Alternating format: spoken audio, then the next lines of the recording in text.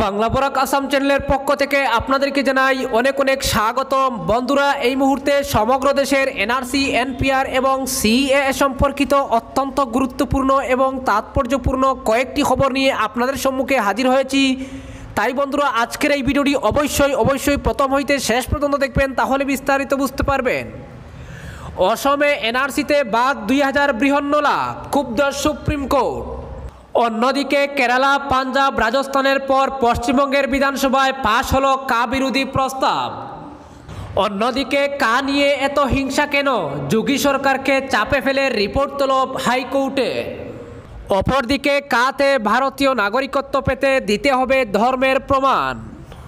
অন্যদিকে মুসলিম সংগঠনের টাকা নিয়ে সিএএ বিরোধিতায় নেমেছেন কপিল সিব্বাল, চাঞ্চল্যকর রিপোর্ট। অপরদিকে কা বিরোধীদের গুলির নিদান কেন্দ্রীয় মন্ত্রী অনুরাগ ঠাকুরের, বাজেটের আগেই বিতর্ক। এবং সর্বশেষ জানিয়ে দিচ্ছি, নাগরিকত্ব আইনের জন্য অমিত শাহকে সংবর্ধনা দেবেন উদ্বাস্তু বাঙালিরা। তাহলে বন্ধুরা, আজকের এই গুরুত্বপূর্ণ খবরাখবরের বিস্তারিত আলোচনা করব। বিস্তারিত খবরে যাওয়ার আগে আপনার কাছে করব ছোট্ট একটা রিকোয়েস্ট, ভিডিওটি দেখতে দেখতে অবশ্যই একটি লাইক করে দিবেন এবং প্রতিদিনের এনআরসি, এনপিআর, সিএ সম্পর্কিত গুরুত্বপূর্ণ তাজা খবরাখবর সবার আগে পেতে এক্ষুনি করে দিন চ্যানেলটি সাবস্ক্রাইব এবং বাজিয়ে দিন পাশের বেল আইকন। তাহলে প্রতিটি মুহূর্তের তাজা খবরাখবর সবার আগে আপনি নোটিফিকেশনের মাধ্যমে পেয়ে যাবেন। বৃহন্নলাদের জন্য নতুন আইন তৈরি হয়েছে 2019 সালে। সেখানে সামাজিক, আর্থিক ও শিক্ষাগত ক্ষেত্রে তৃতীয় লিঙ্গের মানুষদের জন্য যাবতীয় সুযোগ সুবিধার কথাও বলা হয়েছিল, কিন্তু অসমে এনআরসি প্রয়োগের ক্ষেত্রে সেই সুযোগ সুবিধার সিটে ফুটাও পাননি তারা। সেই কারণেই অসমে এনআরসিতে বাদ গিয়েছেন প্রায় 2000 বৃহন্নলা। আর সেই প্রতিবাদেই সুপ্রিম কোর্টের দ্বারস্থ হয়েছিলেন অসমের প্রথম তৃতীয় লিঙ্গের বিচারপতি স্বাতী বিধান। সেই মামলাতেই এবার কেন্দ্রীয় সরকারের কাছে রিপোর্ট চেয়ে পাঠালো প্রধান বিচারপতির বেঞ্চ। সুপ্রিম কোর্টের কাছে ওই আবেদনে জানানো হয়েছিল, নির্দেশ থাকা সত্ত্বেও তৃতীয় লিঙ্গের মানুষদের পুরুষ বা স্ত্রী অপশনই বেছে নিতে বলা হয়েছিল, কোনো আদার্স অপশন ছিল না। শুধু তাই নয়, এনআরসিতে 1971 সালের আগের যে সমস্ত নথি চাওয়া হয়েছিল তা সে অর্থে কোনো তৃতীয় লিঙ্গের মানুষের কাছেই ছিল না বলে সুপ্রিম কোর্টে জানিয়েছিলেন স্বাতী বিধান। সেই মামলার শুনানিতেই এবার কেন্দ্রের কাছে নোটিশ পাঠালো সুপ্রিম কোর্ট। সেই সঙ্গে এই বিষয়ে কেন্দ্রের কী বক্তব্য জানতে চাওয়া হলো তাও। অন্যদিকে কেরল, রাজস্থান, পাঞ্জাবের পর এবার পশ্চিমবঙ্গ রাজ্য বিধানসভায় পেশ হয় সংশোধিত নাগরিকত্ব আইন বিরোধী প্রস্তাব। প্রস্তাবের পক্ষে সায় ছিল বাম কংগ্রেস বিধায়কদের, তবে এক ক্ষেত্রেও কিছু সংশোধনী আনার প্রস্তাব দেয় বাম কংগ্রেস।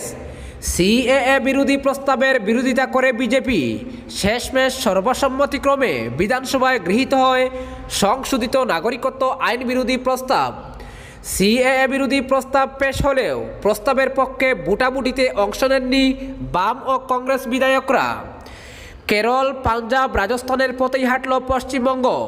সোমবার রাজ্য বিধানসভায় সিএএ বিরোধী প্রস্তাব পেশ করেন পরিষদীয় মন্ত্রী পার্থ চট্টোপাধ্যায়। সংখ্যাগরিষ্ঠ বিধায়কের সমর্থনে প্রস্তাব গৃহীত হয় বিধানসভায়। আগাগোড়া প্রস্তাবের বিরোধিতা করতে থাকেন বিজেপি বিধায়করা। ততই কেন্দ্র বিরোধিতায় সুর চড়াতে থাকেন তৃণমূল, বাম ও কংগ্রেস বিধায়করা। এরই পাশাপাশি মুখ্যমন্ত্রী ও প্রধানমন্ত্রীর মধ্যে আঘাতের অভিযোগ তুলেও বিধানসভায় সরব হতে দেখা যায় বাম কংগ্রেস বিধায়কদের। পাল্টা প্রতিবাদ করতে থাকেন তৃণমূলের ফিরহাদ হাকিম থেকে শুরু করে অন্যরা। এমনকি খুদ মুখ্যমন্ত্রী মমতা বন্দ্যোপাধ্যায়ও বাম কংগ্রেসের ভূমিকার কড়া সমালোচনা করেন। একই সঙ্গে সিএএ বিরোধী প্রস্তাবে কোনো সংশোধনী না আনার জন্য বাম কংগ্রেস বিধায়কদের অনুরোধ করেন। গত সপ্তাহেই উত্তরবঙ্গ সফরে যাওয়ার আগে পশ্চিমবঙ্গের সংশোধিত নাগরিকত্ব আইন বিরোধী প্রস্তাব পাশ করানোর আশ্বাস দিয়েছিলেন মুখ্যমন্ত্রী মমতা বন্দ্যোপাধ্যায়। তারপরই রাজ্য সরকারের সিদ্ধান্তের প্রশংসা করতে দেখা যায় কংগ্রেসকে। লোকসভায় কংগ্রেসের দলনেতা অধীর রঞ্জন চৌধুরী এই ইস্যুতে প্রশংসা করেন পশ্চিমবঙ্গের মুখ্যমন্ত্রী। উল্টো দিকে বামেরা সিএএ বিরোধী প্রস্তাব পাশ নিয়ে টিপ্পনি কাটতে শুরু করে রাজ্য সরকারকে। মুখে বিরোধিতা করলেও কেন বিধানসভায় সিএএ বিরোধী প্রস্তাব পাশে সরকার দেরি করেছে তা নিয়ে প্রশ্ন তুলতে শুরু করেন সিপিএম নেতৃত্ব। এরই মধ্যে পরিষদীয় মন্ত্রী পার্থ চট্টোপাধ্যায় ঘোষণা করেন 27 জানুয়ারি অর্থাৎ সোমবার রাজ্য বিধানসভায় নাগরিকত্ব আইন বিরোধী প্রস্তাব পাশ করানো হবে। সেই মতো সোমবার দুপুরে বিধানসভায় CAA বিরোধী প্রস্তাব পেশ করেন পরিষদীয় মন্ত্রী। সংখ্যাগরিষ্ঠ বিধায়কের সমর্থনে প্রস্তাব গৃহীত হয় বিধানসভায়। সংশোধিত নাগরিকত্ব আইনের প্রতিবাদে শুরু থেকেই কেন্দ্র বিরোধিতায় সরব পশ্চিমবঙ্গের মুখ্যমন্ত্রী মমতা বন্দ্যোপাধ্যায়। কেন্দ্রীয় সরকারের বিরুদ্ধে বিভাজনের রাজনীতির অভিযোগ তুলে CAA বাতিলের দাবিতে লাগাতার আন্দোলনের ডাক দিয়েছেন তৃণমূল নেত্রী। অন্য রাজ্যগুলিকেও CAA ইস্যুতে একজোট হতে আহ্বান জানিয়েছেন মমতা বন্দ্যোপাধ্যায়। ইতিমধ্যেই CAA বিরোধী প্রস্তাব পাশ হয়েছে বামশাসিত কেরলে। এমনকি দেশের মধ্যে প্রথম রাজ্য হিসাবে নাগরিকত্ব আইনের বৈধতাকে চ্যালেঞ্জ করে সুপ্রিম কোর্টেও মামলা দায়ের করেছে কেরল। NPR নিয়েও কেন্দ্র বিরোধিতায় অনড় পিনারাই বিজয়নের সরকার।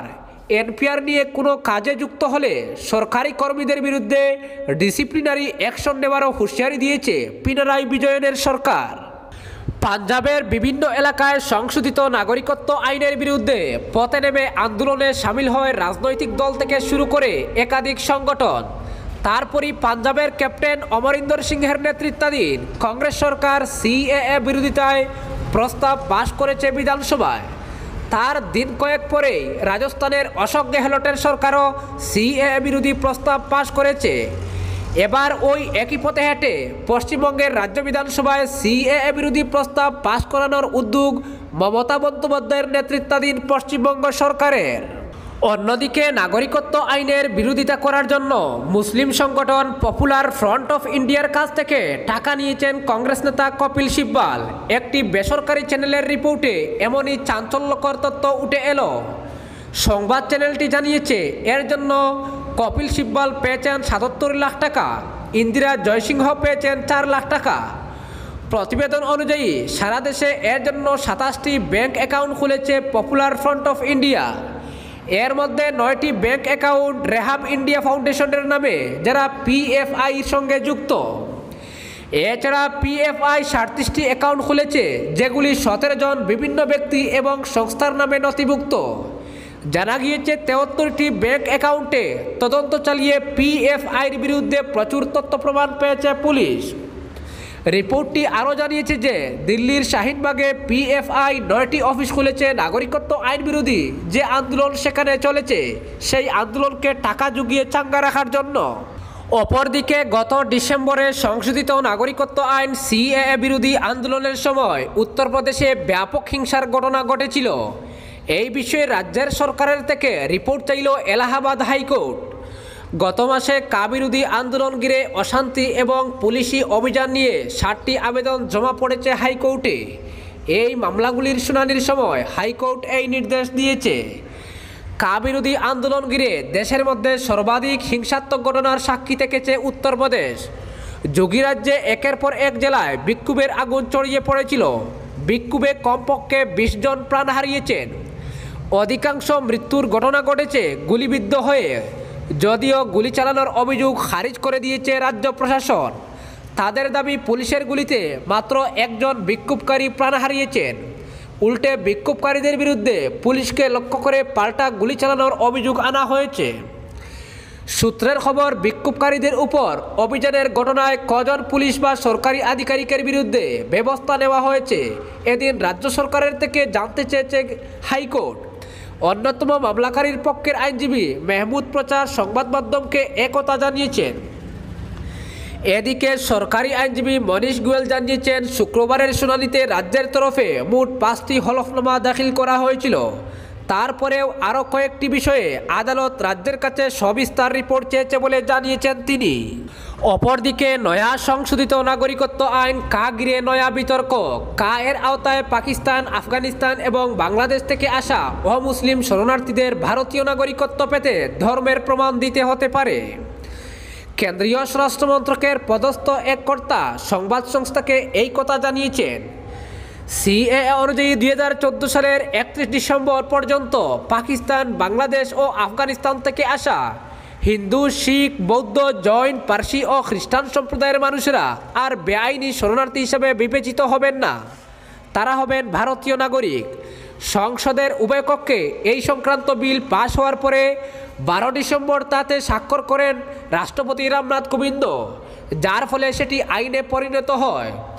গত 10 জানুয়ারি গেজেট অফ ইন্ডিয়াতে বিজ্ঞপ্তি প্রকাশের মধ্য দিয়ে ইতিমধ্যে দেশ জুড়ে এই আইন কার্যকর হয়েছে। এদিকে সিএএ এর আওতায় প্রতিবেশী এই 3 দেশ থেকে আসা শরণার্থীদের ভারতের নাগরিকত্ব দিতে বিধি তৈরির কাজ প্রায় চূড়ান্ত করে ফেলেছে স্বরাষ্ট্র মন্ত্রক। সূত্রের খবর, খসড়া বিধিতে প্রয়োজনীয় কাগজপত্রের সঙ্গে আবেদনকারীর ধর্মের প্রমাণ দাখিলের সংস্থান রাখা হয়েছে। এছাড়া তিনি যে 2014 সালের 31 জানুয়ারি বা তার আগে এদেশে এসেছেন সেই প্রমাণও দিতে হবে আবেদনকারীকে। সিএএ এর আওতায় নাগরিকত্বের আবেদনের জন্য সময়সীমা বেঁধে দেওয়ার পক্ষে অসম কেন্দ্রীয় স্বরাষ্ট্র মন্ত্রকের কাছে তাদের আবেদন। শরণার্থীরা আবেদনের ক্ষেত্রে যাতে অনন্ত সময় না পান, এজন্য সর্বোচ্চ 3 মাস সময়সীমা বেঁধে দেওয়া হোক। অন্যদিকে বাজেটে আর সপ্তাহের কম সময় বাকি, এর মধ্যেই নয়া বিতর্কে জড়ালেন অর্থমন্ত্রকের রাষ্ট্রমন্ত্রী অনুরাগ ঠাকুর।